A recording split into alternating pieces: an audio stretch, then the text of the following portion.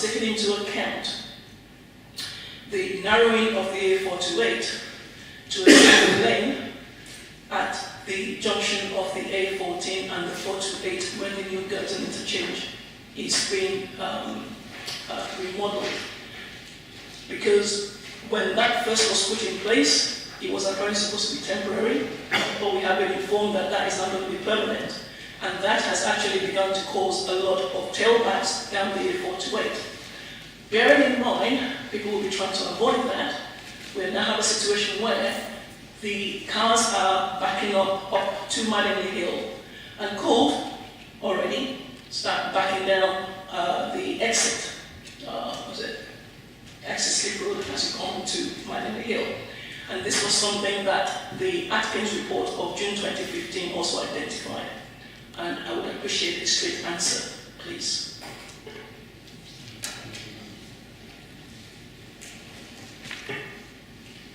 The modelling undertaken for the local plan included the scheme on DCO, which is not the narrowing of the A428 at that point.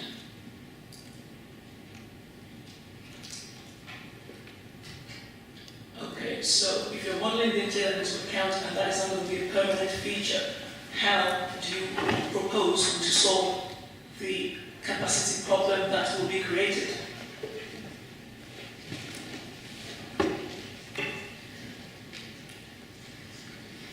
I mean, I'm actively involved in the A14 scheme on behalf of Cambridgeshire County Council.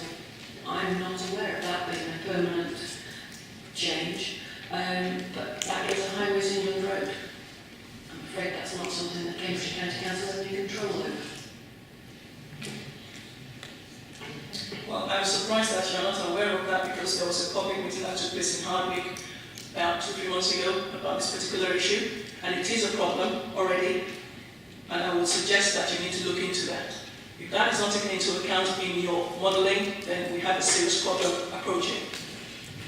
So can I just give you a reference to this to make up in RDMC 070 at page 47, paragraph 546. It explains that the modelling was carried out with the A340 upgrade coded within it.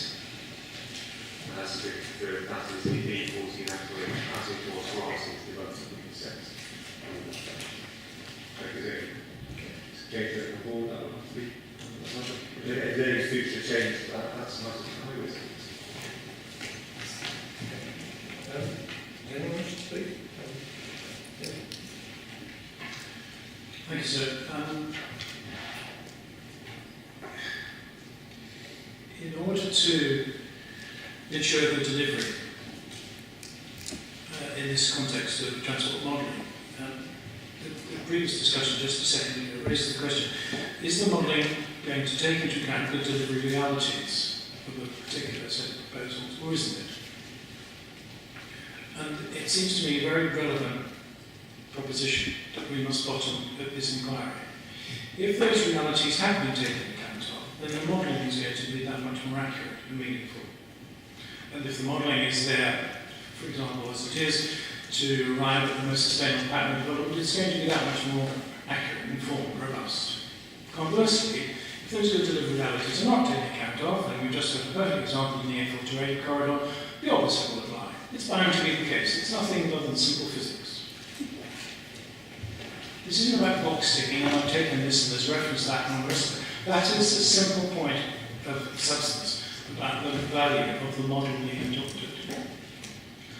And if we do not take account of the good delivery realities, which, as I only mentioned this morning, boils down to the actual available measure of sustainable transport capacity, which I summarise to mean sustainable transport accessibility, which I summarise to mean sustainable transport capacity. If we do not take account of that, then we're flying over the first of these options, and we're always going to arrive at what I described earlier ultimately as this trust option. Again, that's simple physics. That just follows from what I just said. And the difficulty with that, which is in the context again of this question 2 this afternoon, is twofold. One is that In order to ensure good delivery, the transport modelling has a particular role and responsibility to adopt the informed, robust approach, the good delivery reality approach. Why? Well, it comes back to this point of this interim situation that's been measured, or as I would prefer to put it to, this question of spatial balance. If the transport capacity of a location is not actually adequately able to meet the demands of it, you'll have a situation of spatial imbalance. You'll cause more congestion. It'll be a negative situation. It cannot be that the wildest imagination said to be a positive improvement of things, as we heard this morning, of the transport strategy. So you must be able to calibrate what is done with what capacity needs need to be had. You must be able to calibrate that process, that management process that's been hitherto done by city deal investment decisions. You must be able to calibrate that task of maintaining spatial balance at all times. If you do not, you'll have spatial imbalance, and the prospect of then trying to correct that situation is, I fear, one of the most damaging prospects this city region could obtain.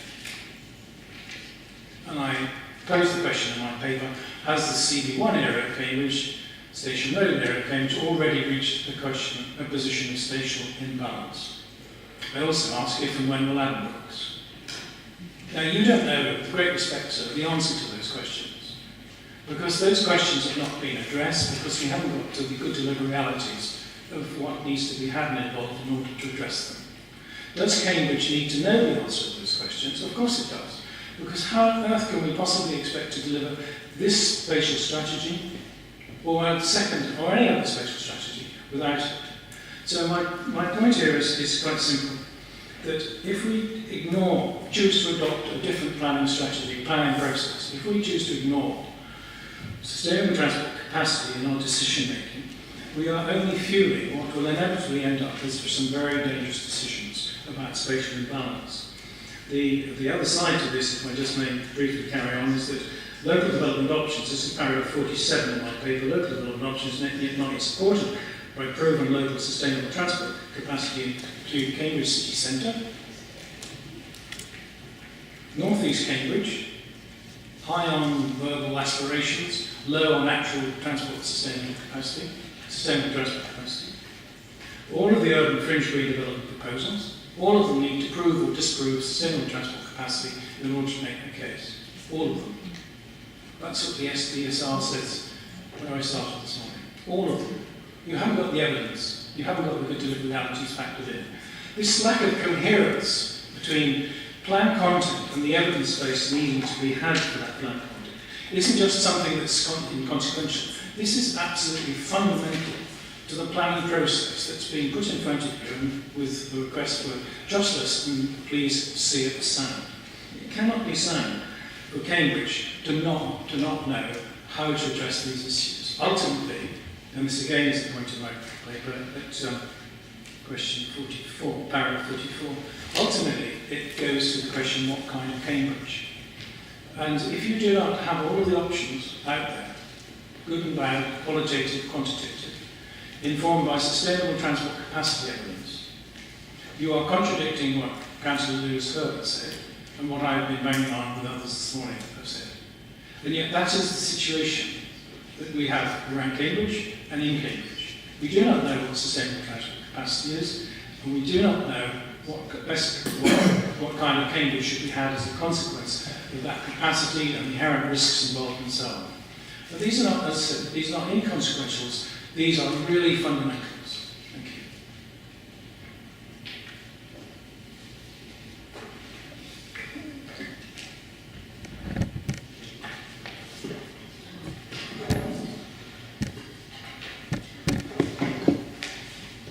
Apologies, I moved that on there, so I sort of tried to use it.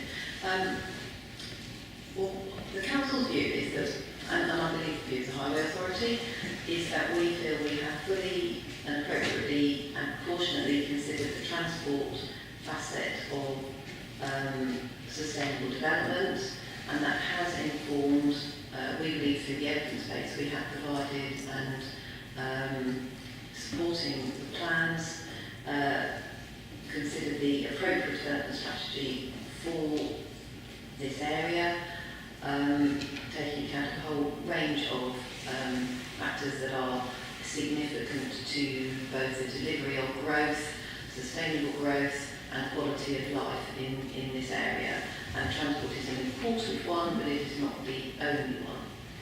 I think it's also important to remember that the local plan is not the only place where transport issues are considered, and indeed the Highway Authority through its transport plan and other measures, and the city deals through the work that it is undertaking, are looking more widely at the issue of transport and particularly sustainable transport for the wider area, both as it is and as it grows into the future. So we feel that we do have an appropriate and proportionate evidence base. We think the plan is sound, supported by that evidence. Good on that, if I may. You've just not helped your case, if I may say so. You said that it's not just the local plan context, it's others' context that take account of good delivery transport. Why on earth would any of those contexts want to make bad decisions?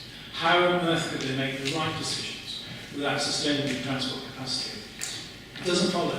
I've already alluded to the fact that the city deal isn't the charge of making sustainable transport capacity decisions. And I've made the point that if city deal doesn't have the evidence, it is a bad situation. It's simply not a valid point to say that there are other contexts in which these decisions are made apart from the local plan. Your first point, if I may say so, was halfway correct. The local plan has taken account of what you've been given. Absolutely right. The problem is what you've been given isn't sufficient. The Highway Authority dealt with the planning authorities who started this plan review process 2 or 3 years ago. They dealt with planning authorities in this examination a very bad hand. Councillor Lewis Herbert confirms that by saying what should be done in the right order, and yet we know full well that he's not actually been able to achieve what he's wanted to do the things in the right order, back to congestion management. You haven't done the required testing in the corridors after paragraph 34 NPPF. All of those difficulties are fundamental difficulties. All of those fundamental difficulties are not your doing as planning authorities. They are a consequence of the Highway Authority not being able to equip you as a planning authority with the evidence base you needed to have in order to get where we needed to get to. So then, like 3 years later, come along and say, these decisions have done this and we've taken account of this. Yes, you're defending the transport mitigation process, rightly so. In your position, I would do the same. But it's actually not able to demonstrate what needs to be managed and decided and invested in order to ensure good delivery. This isn't about maintaining a ring of credibility in a planning context now. This is about ensuring practical realities happen on the ground as and when required, in all eventualities, spatial balance. And there isn't a plan in place to make sure that we are actually dealing with, for example, the situation around Admirals. One of the leading councillors of this authority said in the press last year, we've got a biomedical campus here, but we aren't doing anything about strategic transport. I don't think he had the first idea what he was saying. He couldn't have done if he actually said that, as he did in the press. I couldn't understand how he could stand and come out and say that, but he did. And that's symptomatic, I would suggest, of the mentality of the planning review process that we've had, and how there is a complete disconnect, complete, too strong a word, almost complete disconnect, between the planning process and the transportation that needs to be had. And that disconnect is one of the 3 disconnects I mentioned in my paper. I think we're around the circles here. I think Councillor Slade is particularly wide considers Councillor reason not to constitute the evidence base to support that. Anyone wish to add anything? All happy? Okay. You're closing, you mean? Sorry, We'll come again. I did want to come back. I was thinking that we were going to progress the further discussion of option 2. We've sort of drifted into option 2 through Mr. Bell's. Sorry, not option 2, but the second issue. The second, sorry, yeah, the transport deliverability. We have actually gone down that route, but I mean, there's anything you want to add? Yes, there is something else I'd like to say, which is extremely important. I've just been talking about the disconnect between planning and transport and the consequence of not having an evidence base based on the delivery realities of it. And I've talked about the coherent urban management difficulties of maintaining spatial balance and so on. But there's a further disconnect in this, which is absolutely fundamental. And if I may, I'll just talk briefly about it. It's the disconnect between planning and investment. It's in my paper, but many people will not have read it even though they had a copy. Planning is fundamentally concerned to achieve particular outcomes, as you know, and in order to achieve particular outcomes, planning by design has to have resource to large amounts of capital investment. The two run together. It's no point to actually deny that. Planning has always been so, and there's no way of actually changing it. And transportation is a major important indicator of spatial planning terms, but it's also a major source of a capital-dependent source of infrastructure.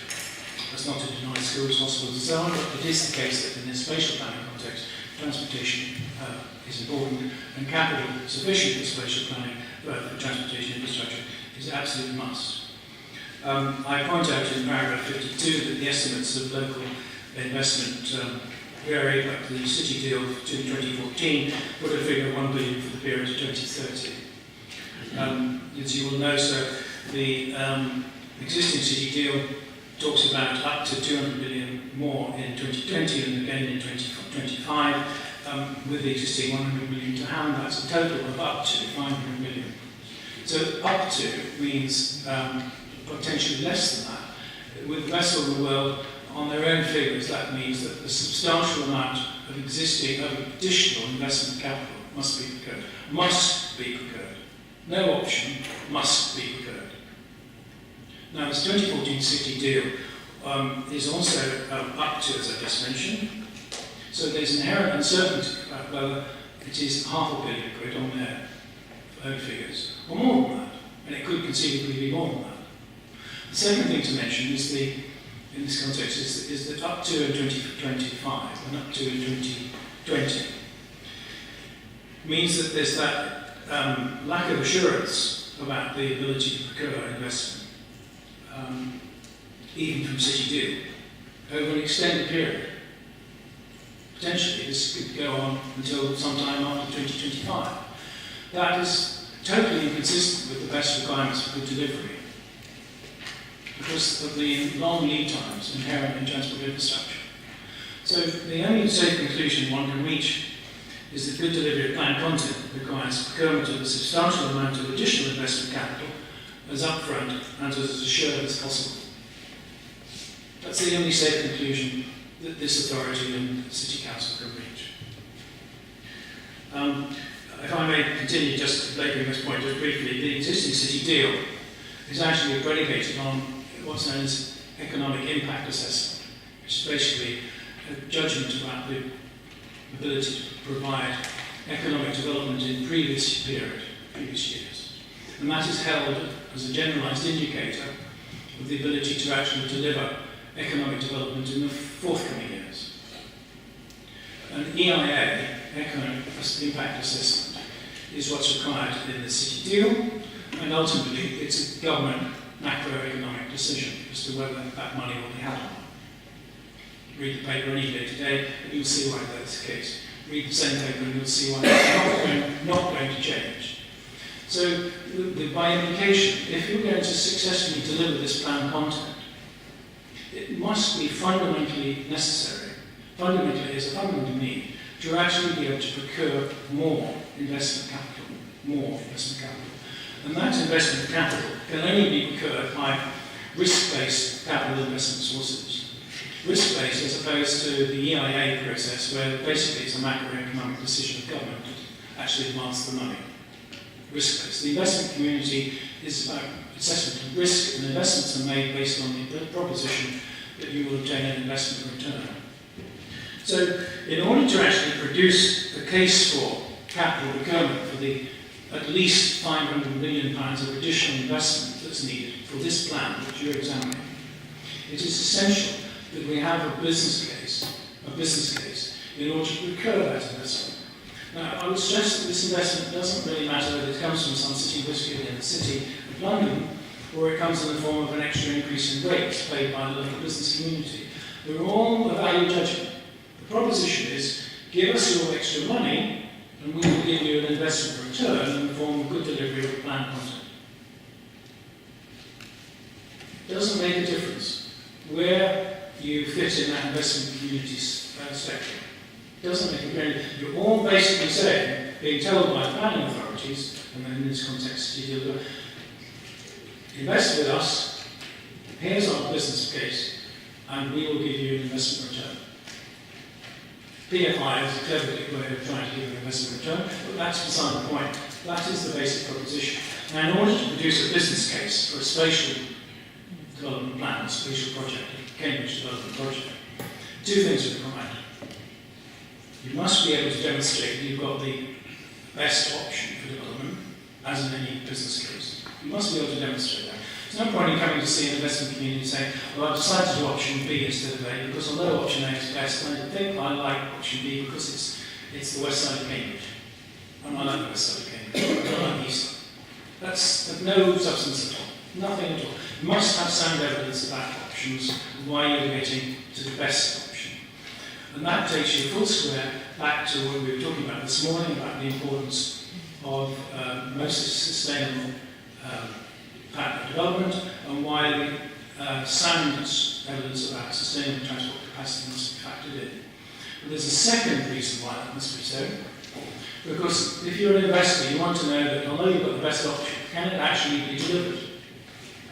You come to me with a proposal, as any Cambridge startup does, come to me with a proposal to build a widget. Fine, I like the widget, it's green instead of purple, I like green, I'll do it. But can you actually build it? You must have sound evidence about the scope of the delivery. This is the actual available evidence requirement. Any business case has these two requirements. A sound basis of evidence for S, and actual available evidence to show you can show the delivery. This is all in my papers. I know you're writing, but it's all there. And the good news is that those two requirements, actual available and most sustainable pattern, those two requirements would be met comfortably if these authorities had a most sustainable, evidently most sustainable pattern of development. At that point, you could assemble a business case, because the basis of that business case would be this pattern of development of this standard with this evidence base. Because by definition, this pattern will meet those two tests. So from that point, at last, because this has never been done in this authority area ever, at last, this authority area could have the basis for coming forward and producing a business case sufficient to procure the additional 500 million, at least the additional 500 million that it acknowledges it requires for good delivery. So there's a fundamental connection between the spatial planning requirement of the pattern development we were talking about this morning and the ability to procure more investment. The bad news is that we don't have such a pattern development. We've never had such a pattern development, and if we carry on without changing things as they are, we won't have a pattern development of that standard in the future. As a piece of evidence, if you go to this 2014 City Deal submission document, as again mentioned in my paper, you'll see recognition of the business case that was put forward at that time in support of the deal then had. The business case amounted to 3 paragraphs headed transport aspirations. 3 paragraphs of transport aspirations. All of what we've heard this morning has got way beyond that. There's no acknowledgement of anything of that sort. The reality is that was the case then, and that's the case now. It comes back to what I said this morning about trust us. It's fanciful to think that we can get a business case together if we're saying, trust us to deliver buses on Cambridge, trust us to get around to doing congestion management later rather than sooner, trust us to procure more investment where we haven't got the most sustainable deliverable pattern development, and we haven't got a business case. So, the net result, inevitably, to go back to question 2, the net result can only be one thing, that there is bound to sooner or later be a collapse in the scope for the delivery of the local plan. You either have to trim your sails in a panic and realising you cannot deliver the growth agenda because you haven't got the investment to do it. You haven't got the investment to do it, so you've got the sustainable transport capacity to do it. Or you have to model around and somehow get together a business case. We don't need a business case in 5 years' time or 10 years' time. We need a business case for this plan review starting 3 years ago. The idea that you can go move forward and have a sustainable delivery, a planned delivery, a successful delivery of planned content, without addressing the sort of things I just talked about, it's completely fanciful. Finally, so it doesn't make a grain difference to suggest that planning doesn't do transport, planning doesn't do investment. It doesn't do investment, but that isn't to say it isn't and shouldn't do investment. Planning, if you remember, started off with impact as an environmental impact. It went to social and economic in a model, and eventually ended up with sustainable as well. But this is the reality today, that we need to do impact of environment, we need to do the social, the economic, we need to do sustainability, but planning also needs to do investment. And the most innovative, most highly successful local authorities will recognise this. There's some work being done in Kent to make connections with the investment side of things. Hampshire has always been an authority area where there's been a much greater connection between planning and transport. We, for our part, are a high growth area, a strong economy, but we've always had a high level disconnect between planning and transport. That is a completely toxic set of circumstances.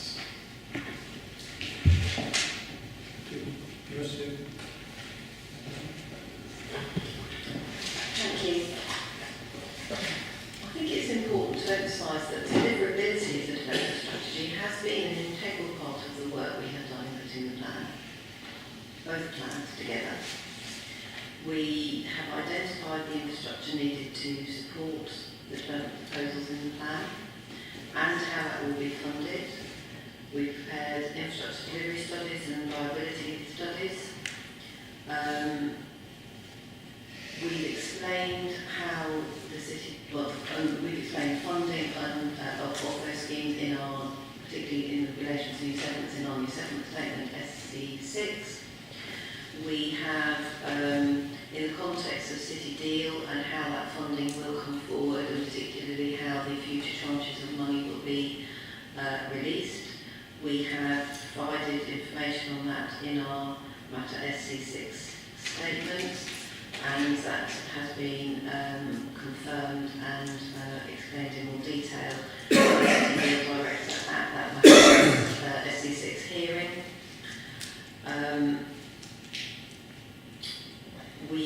I think it's also important to recognise that deliverability of the strategy is very much demonstrated by very key developers, including for the new settlement sites, and indeed we have a planning application on the table now currently for the first part of Waterbeach. So deliverability has absolutely been something we've taken into account and has been considered as part of putting together the plans, and we really provide a sound basis for taking the plans forward.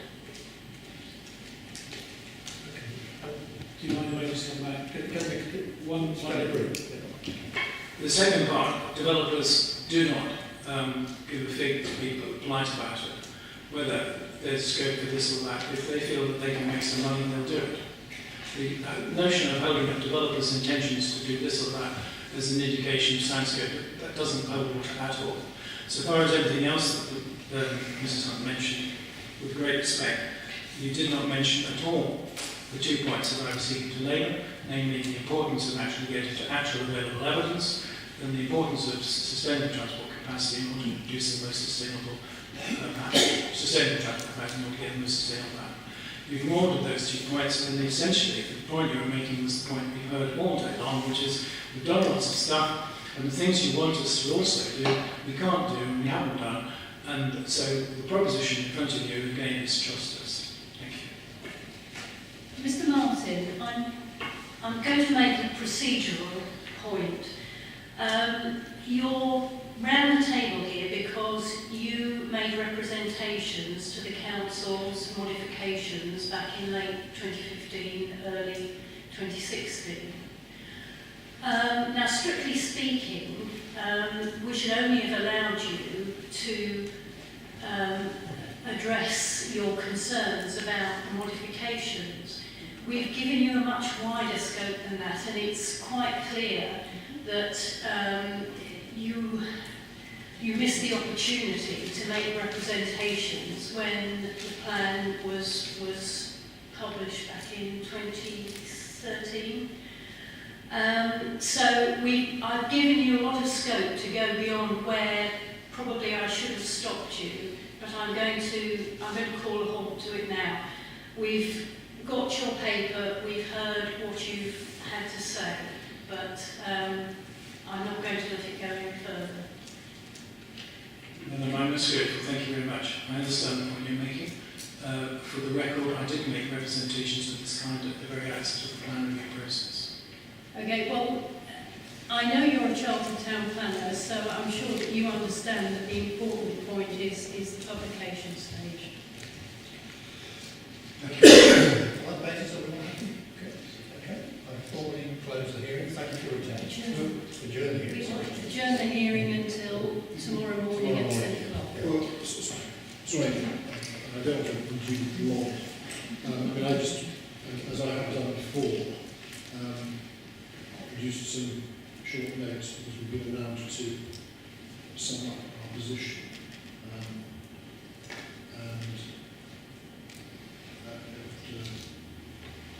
Mr. Wood and I have, we were saying at the opening of sessions that we were going to allow people to sum up, but the position is we've not found it as useful as we'd hoped, and it does just tend to prolong matters. So if you feel you've said everything you want to say, then we're going to adjourn.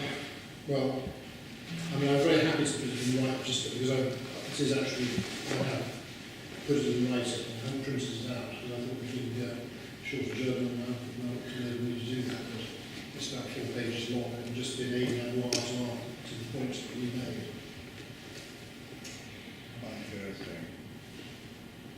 You can't be heard. No, I'm sorry, I do beg your pardon. How do work? I have produced a short summary of our points because in the past we have had an opportunity of summing up. I didn't realise that the procedure had changed, I'm afraid. And obviously I don't want to prolong it unduly. If you don't want to hear from me, then it's entirely a matter for you. But I have this a short 4-page 8 memoirs to the half points. Well, sorry, can you turn yours off now? We didn't say at the start of the session that we were going to follow that procedure because, as I say, we have reviewed it and found that it wasn't as useful as we'd hoped. So I think we're going to adjourn.